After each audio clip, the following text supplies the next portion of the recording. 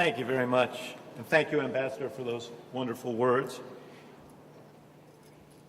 It is a great honor to be here today to celebrate Israel's Independence Day and relive the moment 62 years ago when the U.S.-Israeli partnership first took root.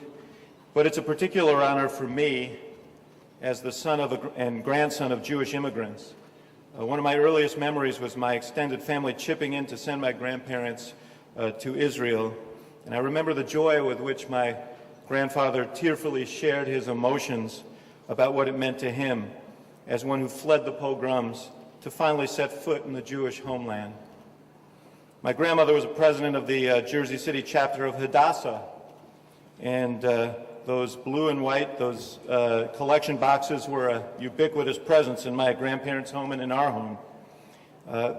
These are memories I've carried with me on my 6 very meaningful visits to Israel, journeys I've shared with my children, and one I hope that they'll be able to share with their children. So I'm proud to be here tonight to represent a president who understands this history and the deep historic bonds between our countries. He asked me to come here tonight to reaffirm those bonds that are based on common values, interwoven cultures, and mutual interests. And let me say, on his behalf and on behalf of our country, these are unbreakable bonds. These are bonds that will endure. In the 62 years since its founding, Israel has defied all the odds. It has turned the desert green, built centers of learning and medicine and the arts that lead the world, and created perhaps the most innovative economy that exists today.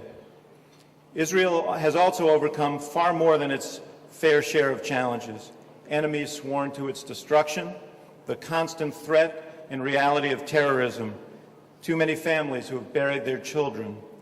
But it has also been blessed with talented, creative citizens who have built a modern economy, far-sighted leaders who have protected the country and made peace, and most of all, a people with a deep sense of Jewish history and an indomitable spirit. As Americans, we should take pride that throughout Israel's history it has not had to face these challenges alone. The United States has been and will remain Israel's best friend and closest ally. That is a personal commitment that President Obama has pledged to uphold.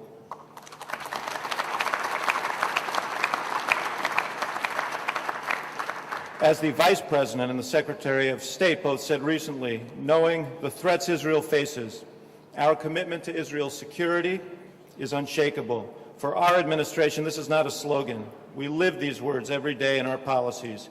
We have given meaning to this promise by ensuring Israel's qualitative military edge in the region, by fighting any attempt to delegitimize Israel around the world, and by working to prevent Iran from acquiring nuclear weapons.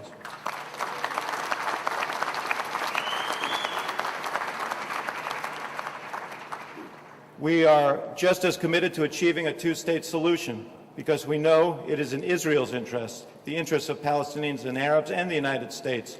We also know that without a two-state solution, it will become increasingly difficult for Israel to remain both a Jewish homeland and a democracy. As we work towards this common goal, there will inevitably be disagreements, as there are between any two friends and allies. When they occur, we will work through them together. But let us not confuse these occasional disagreements over policy with the fundamental partnership that has guided our two nations for so long and will continue to guide our two nations. So on this Independence Day, let me congratulate President Peres, Prime Minister Netanyahu, and the Israeli people on 62 years and wish them the very best for generations to come. Thank you very much.